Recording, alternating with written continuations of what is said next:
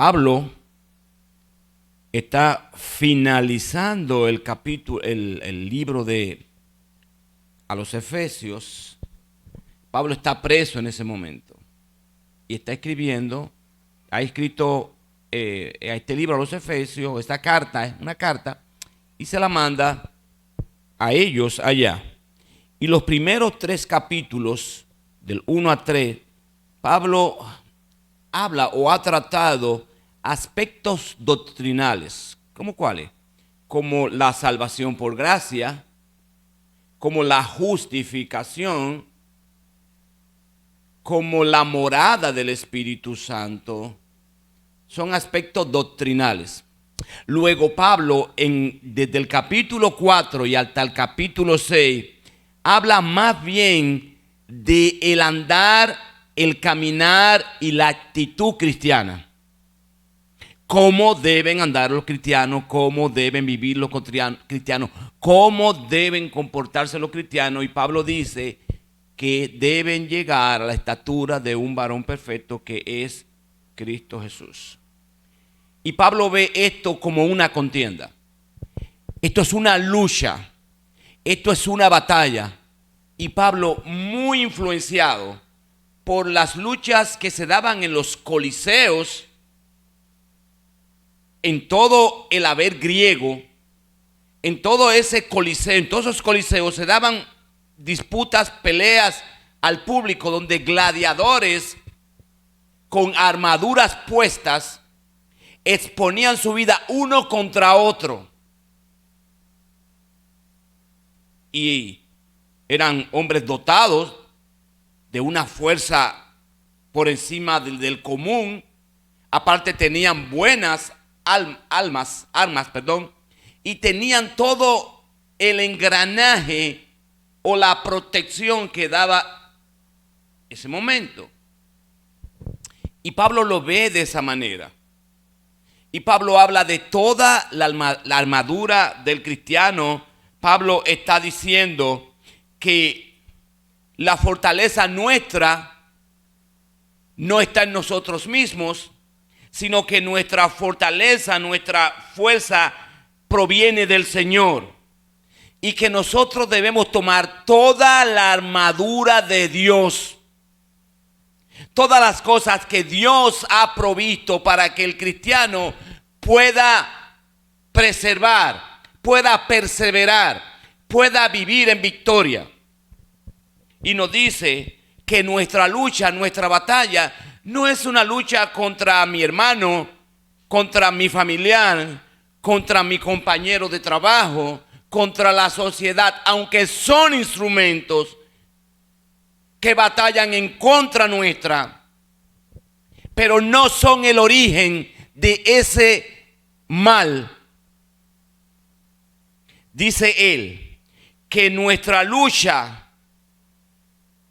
que no estamos luchando contra sangre y carne, que estamos luchando contra ¿qué? Principados, contra potestades, contra los gobernadores de la tiniebla de este siglo, contra huestes espirituales de maldad en las regiones celestes.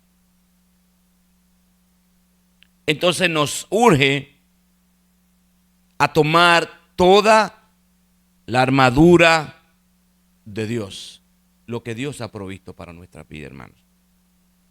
Y da pena, y lo digo que da pena, porque teniendo el cristiano a su disposición tantos recursos, vivimos vida pobres espiritualmente. Y no luchamos la batalla, no peleamos la batalla, no estamos a la altura de lo que debemos pelear, no estamos peleando esa buena batalla porque no utilizamos el recurso que está a nuestra disposición. Dice la armadura de Dios. Dice que debemos ceñir vuestro lomo con la verdad, vestido con la coraza de justicia, con el apresto del evangelio, con el escudo de la fe, con el yelmo de la salvación con la espada del Espíritu, que es la palabra de Dios. Una vez más, no tenemos lucha contra sangre ni carne, sino contra potestades, contra los gobernadores de la tiniebla de este siglo, contra huestes espirituales de maldad en las regiones que celestes. Está Satanás, están sus demonios, son huestes espirituales que están bien ordenadas, bien establecida.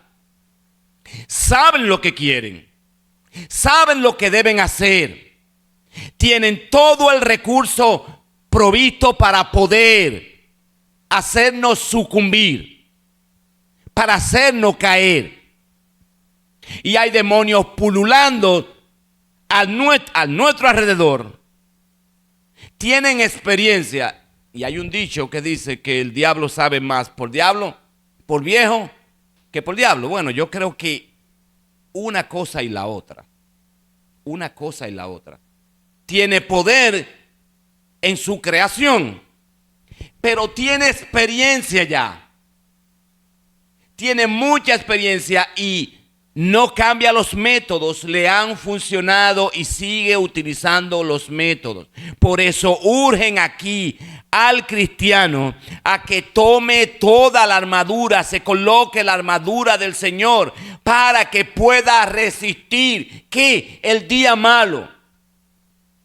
Yo no voy a hablar de esto así llanamente hoy o profundamente, sino que va a ser el domingo. Pero sí quisiera concretarme en lo siguiente. Yo puedo tener toda la armadura de Dios, yo puedo conocer toda la palabra de Dios, yo puedo conocer toda la verdad, yo puedo tener todo el poder del Espíritu Santo, yo puedo tener la intercesión de Cristo en mi vida, yo puedo tener el cuidado del Padre en mi vida y tener toda esa armadura y toda la confianza y toda la fe. Pero si yo no tengo una vida de oración, no hay poder en mi vida. ¿Usted se imagina lo que Pablo está viendo? Pablo está viendo un gladiador vestido como debe estar vestido, protegido como debe estar protegido, pero aparte de eso, entrenado como debe estar entrenado. Porque no importa la armadura que tengas, si no estás ejercitado para batallar, para luchar. Es importante que entendamos eso. La disciplina, el estudio de la palabra, pero sobre todo la oración. ¿Usted quiere hacer todo lo que usted quiera hacer en la vida como cristiano? Hágalo. Pero primero tiene que orar. Primero tiene que haber una vida de oración en usted.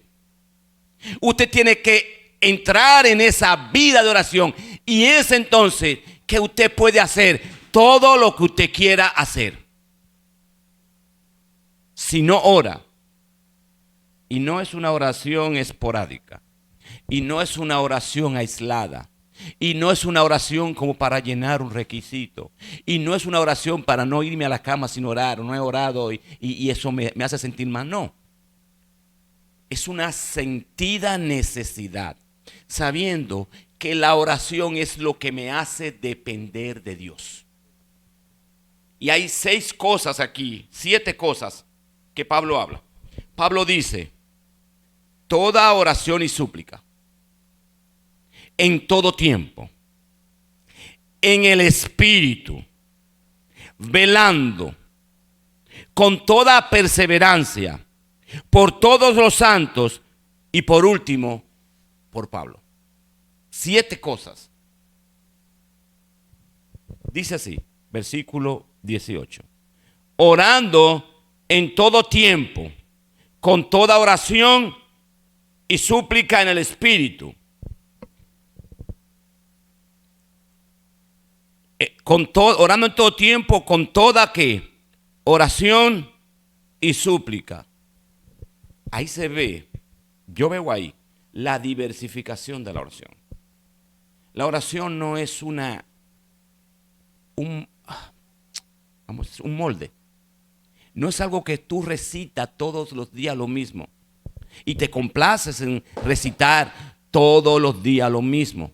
Y te levantas en la mañana y dices lo mismo. Al mediodía a veces ora y dice lo mismo. Cuando te vas a acostar dice lo mismo. Pero aquí dice Pablo, toda oración, todo tipo de oración, toda forma de oración, en toda necesidad, toda súplica. El creyente debe orar con todo tipo de oración y súplica. Nos enseña lo variado que debe ser la oración del cristiano. No es solo para pedir, no es solo para demandar, como siempre lo hacemos. Debe incluir esta oración, si es variada, confesión de mi vida. Debe haber arrepentimiento en esa oración. Debo decirle a Dios lo que está pasando en mi vida, lo que he hecho en mi vida, lo que sé que no le agrada a Dios en mi vida. Debo decirlo, debo confesarlo, debo arrepentirme de eso. No es entrar y comenzar, Dios, aquí está mi necesidad, se la digo y duermo. Es hasta que usted no ha vaciado su vida delante de Dios, usted no puede estar tranquilo. Si la armadura, la palabra de Dios, el Espíritu Santo, la salvación, la confianza en Jesucristo, el Padre, la armadura, todo lo que usted quiera, pero primero la oración. Yo me puedo preparar para predicar todo lo que yo quiera, todo lo que quiera, pero si no hay oración, no hay eficacia. Primero oración y después todo. Es lo que la palabra de Dios nos enseña. No solamente está la confesión de pecado, está la adoración a Dios dentro de la oración. Una oración con adoración a Dios, de exaltación a Él, de reconocimiento a Él, por lo que ha hecho, por lo que hace y por lo que hará. Es toda oración, toda súplica. Pablo quiere llenar el espacio con todas las palabras del cristiano, exponiéndole a Dios su vida. Porque cuando les pongo a Dios mi vida, al que está en los cielos, mi vida es transformada. Hay un artista que se llama Estanislao Marino, algunos lo conocen, dice que cuando clamo a ti, Jehová, mi vida se renueva. Cuando clamo a ti, Jehová, no me importa el problema. Está la confesión, está la adoración, la declaración de confianza. ¿Usted ha declarado a Dios en medio de la oración confianza? ¿Usted le ha dicho, confío en usted, Señor? Mi vida depende de usted. Lo que voy a hacer, lo voy a hacer porque creo que dependo de usted. Pacientemente voy a esperar como el salmista en Jehová. Hay confianza. Cuando yo le pido a Dios, hay confianza. Es la pregunta que siempre uno debe hacerse. Depende mi vida de Dios. Y le estoy declarando a Dios que mi vida está en Él, que mi salud está en Él, que mis hijos están en Él, que mi trabajo, mi esposa, la congregación, mi ministerio, mi vida, todo lo que soy, todo lo que tengo es tuyo y te lo presento en confianza a ti. Declare la confianza. Clame por ayuda. Un clamor por ayuda. Diga, aquí estoy, Señor, no puedo más. No sea frívolo, ni tampoco simplista al orar. No utilice tantas palabras ya dichas. Sea auténtico con Dios. Sea veraz con Dios. Sea espontáneo con Dios. No trate de ocultarle lo que Él ya sabe. ¿Para qué? Pues Él lo conoce. Confianza, clamor por ayuda y acción de gracia. También dentro de la oración, acción de gracia, una postura de obediencia, una postura de sumisión, una postura de agradecimiento. La palabra de Dios dice que presentemos vuestro cuerpo en un sacrificio vivo, agradable a Dios, santo, agradable a Dios, que es vuestro culto racional. Acción de gracia, sacrificio. No sacrificamos animales. Antes se sacrificaban animales muertos, pero ya no pide animales muertos. Dice que ahora es un sacrificio vivo. Esa es la acción de gracia en medio de la oración. La oración no es solamente buscar un espacio. Es una conducta de oración en cada momento de mi vida. Con palabras, con gestos, con hechos. Esa es una acción de gracia dirigida hacia el Señor. También en intercesión por otro. ¿Qué tanto usted intercede por los demás? Mire, yo no he tratado de ser exhaustivo en lo que busqué aquí, cosas que se me ocurrieron. ¿Qué tanto nosotros intercedemos por los demás? O comenzamos primero con el yo. Yo primero y después el resto. Tome la oración de Cristo Jesús. Tómela como Él enseñó. Comienza a orar dando gracias y pidiendo que el Dios del cielo sea santificado y que su voluntad se haga. Y después que termina de todo dice, danos el pan de cada día. Después que perdonamos a los demás, amamos a los demás, servimos a los demás, servimos a Dios, le damos el lugar a Dios y luego lo que necesitamos todos los días, el pan de cada día. Entonces Pablo dice, toda oración y súplica. Ahora bien, lo que voy a conversar con Dios, ¿qué tanto voy a conversar con Dios? ¿Qué tan diversificada puede ser mi conversación con Dios? Eso va a depender de cuántas cosas estén ocurriendo en mi vida diariamente. ¿Entiende? Mi conversación con Dios va a fluir de lo que vivo, de lo que veo, de lo que padezco, de lo que hago, de lo que necesito. Esa es, de ahí es que va a fluir. Esa va a ser la conversación. Si no, hermanos, voy a terminar en 5 minutos, 3 minutos, 30 segundos y ya la oración y servido. Y voy a ir a una hoja que tengo, oración de tal día, y le voy a hacer un check mark. Oré ya hoy. No es eso, hermano. Va a fluir la oración de mi vida, de lo que yo sé. Y cuán interesado va a fluir esa oración y va a depender de cuán interesado estoy yo de que Dios conozca cada una de mis circunstancias. Él la conoce, pero Él quiere conocerla a través de ti, porque eso significa dependencia, sumisión. Debe haber súplica y ruego por situaciones concretas y específicas, no solo por mi persona, sino por todo mi entorno. Vamos a ver. A veces decimos, y no está mal, vamos a decir, no está mal. Vamos a orar por todos los jóvenes del mundo.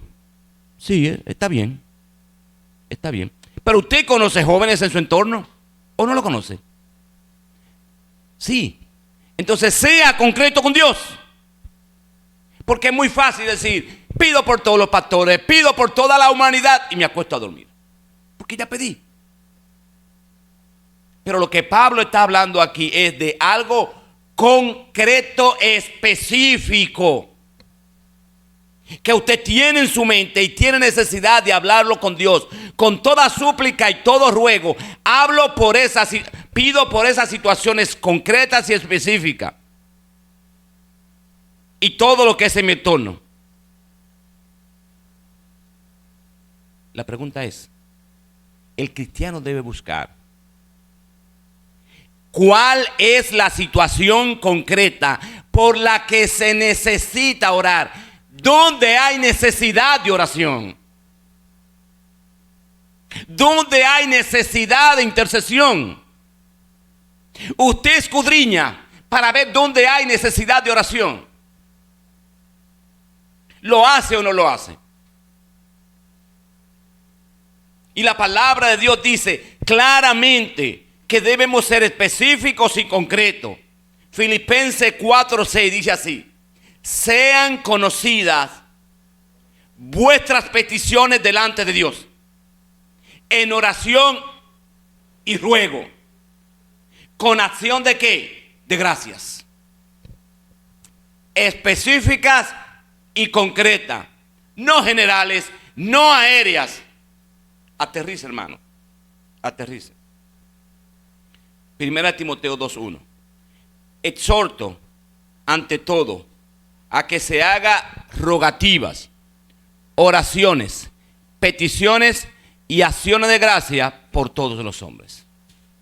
Ahora, ¿es por todos los hombres en sentido general? No, por la salvación de muchos hombres. ¿Usted conoce muchas personas, amigos, vecinos? No pida por toda la humanidad.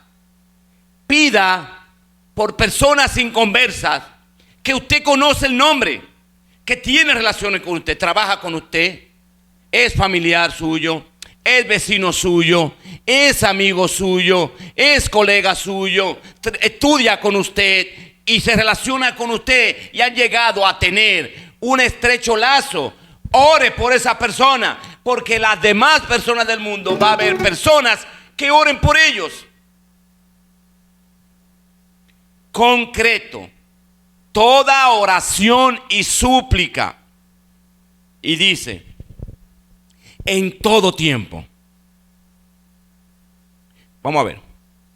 ¿Cuál es la costumbre del creyente común? ¿Cuál es? Orar con premura cuando la situación por la cual atravesamos es adversa.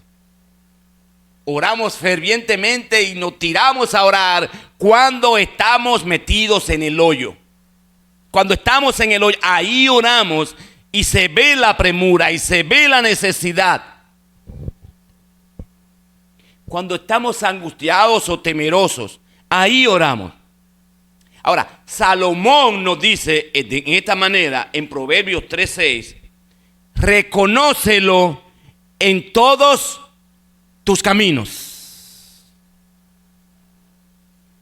No solamente en el momento de premura, no solamente en el momento de enfermedad, no solamente en el momento de agonía, no solamente en el momento de tristeza, no solamente en el momento de carestía, no solamente en el momento de necesidad, en todos tus caminos, en toda tu vida, en toda tu forma de vivir, en toda tu situación, sea buena, sea regular o sea mala, en todo tiempo.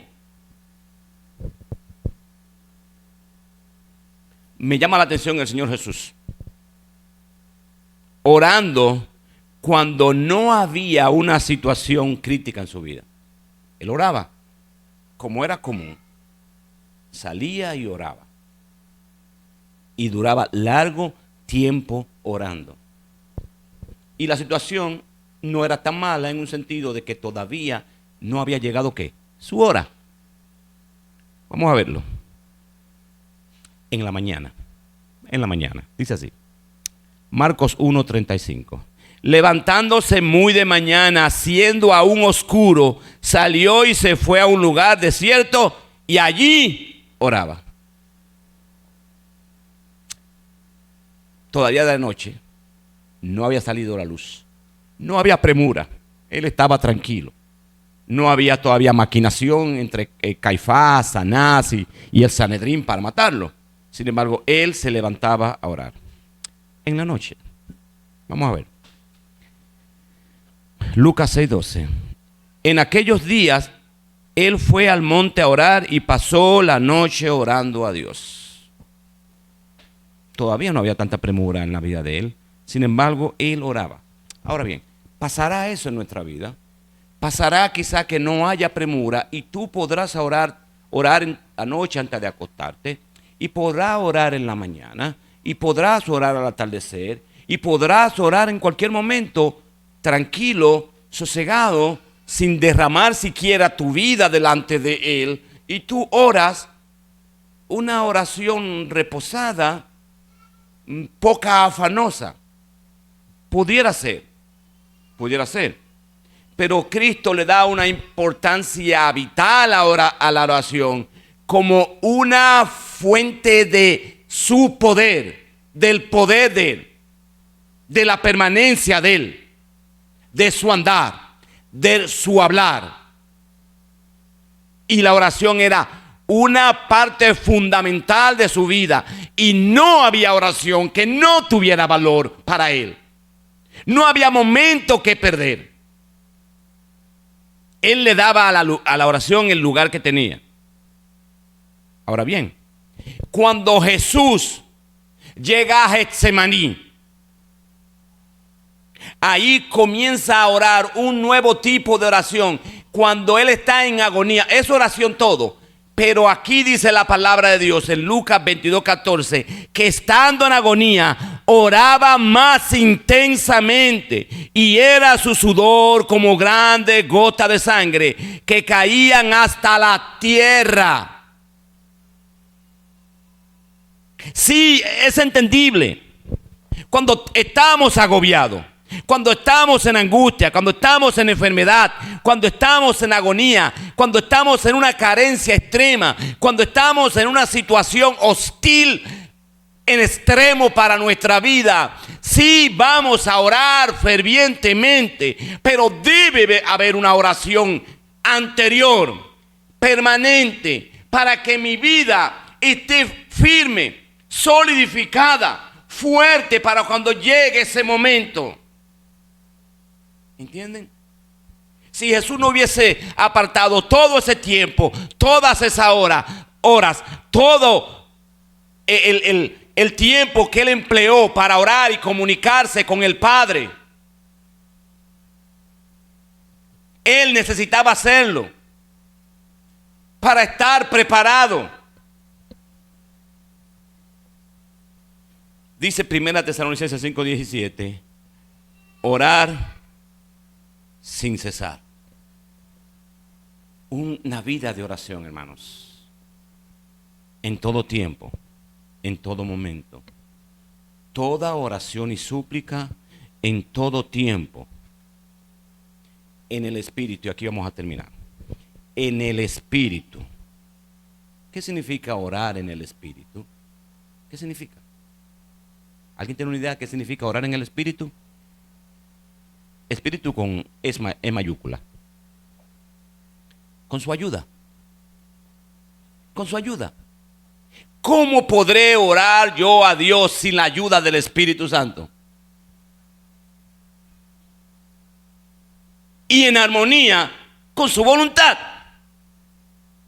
Porque si voy a orar a Dios, debe ser en la ayuda del Espíritu Santo y en la obediencia a Él. Es necesario. ¿Y cómo? ¿Cómo? ¿A través de qué? Según se haya revelada en la palabra que Él mismo inspiró. Con su ayuda, con su guía, en su voluntad y de acuerdo a lo que está expresado en la palabra de Dios. Siempre que vamos a orar es a través de la verdad, de lo que Dios ha revelado, no apartado de eso. Es necesario. Entonces tenemos que conocer la palabra de Dios para conocer la voluntad de Dios, para conocer la voluntad del Espíritu Santo. Y entonces vamos a orar en consonancia a lo que Él ha establecido. La mujer samaritana, capítulo 4. Nuestros padres adoraron ¿qué? En este monte, Gerizim. Adorar es orar también. ¿Y qué le dijo el Señor? Que llegará la hora que ni en este monte ni en Jerusalén, porque Dios busca verdaderos adoradores que adoren ¿en qué? En espíritu, el Espíritu Santo, y en verdad su palabra. ¿Entienden? Entonces Pablo está claro. Miren, vamos a ver. Pablo comienza a hablar de la armadura. Yo voy a hablar de la armadura del cristiano el domingo, pero comencé a hablar de la oración primero. Y tú dices, no, pero debiste comenzar con la armadura y luego terminar con la oración. No, es que es una carta de Pablo. Pablo está escribiendo una carta y está tocando diferentes temas. Y él finaliza diciendo, todo esto es posible, solo es posible a través de la oración. Si no oramos, no dependeremos de Dios. Si no oramos, no tendremos poder. Si no oramos, estamos muertos. Si no oramos, Satanás nos va a zarandear de manera tal que vamos a vivir una vida de escasez espiritual, hermano. Es en el espíritu. ¿Sabe qué, hermano? También con pureza. Debe hacer con pureza. Debe haber una vida pura y un corazón puro que ore a Dios. Debe haber una vida santa que busque la voluntad de Dios. Debe haber hombres y mujeres que vivan piadosamente y entonces en esa piedad oren a Dios, intercedan por los demás, oren con poder, oren con toda oración y súplica, oren con todo tiempo, pero es en una pureza, es un corazón genuino, donde no hay dobleces. No es que no haya pecado, hay pecado. Pero es un corazón nacido de Dios. Es un corazón que se deleita en la palabra de Dios. Es un corazón que se deleita en orar. ¿Sabes qué? De todas las cosas difíciles que hay para mí en mi vida, ¿sabe cuál es una de ellas? Orar. Orar. Cuando llego a la cama, me acuesto a veces y comienzo a balbucear como los niños. Y a orar, y a orar, y a orar. Y 20 veces comienzo un tema. Y cuando estoy ya me duermo. Me ha pasado y le hemos hablado otras veces y pasa siempre. Pero debemos tomar el tiempo necesario, hermano, para sentirnos con el poder que solo da Dios. Corazones limpios, corazones rectos, corazones puros. Dice el salmista claramente,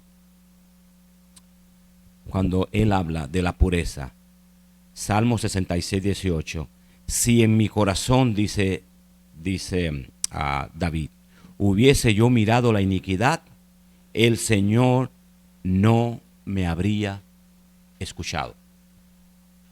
Ahí, hermano, preparemos nuestros corazones para nuestra vida.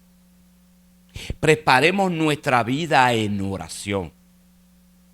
Sí hay que prepararnos estudiando la palabra de Dios. Sí hay que prepararnos confiando en el Señor. Sí hay que prepararnos, pero todas esas cosas no tienen valor si no hay una vida de oración primero. Porque la oración es sinónimo de poder.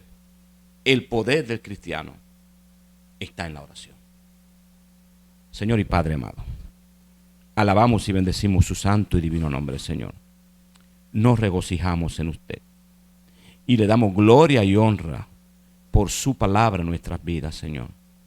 Honra y gloria porque usted habla nuestra vida a través de ella, Señor. Necesitamos iglesia universal, cuya fortaleza sea la oración y la comunicación, Señor. Una iglesia que ore sin cesar. Una iglesia que ore con todo tipo de oración y súplica en el Espíritu, Señor. En todo tiempo, en todo momento y en todo lugar. necesitamos una oración de rodillas, una iglesia de rodillas, para que haya una iglesia de poder. Diríjanos siempre y gracias por todo, por su palabra. En el nombre de Cristo Jesús oramos.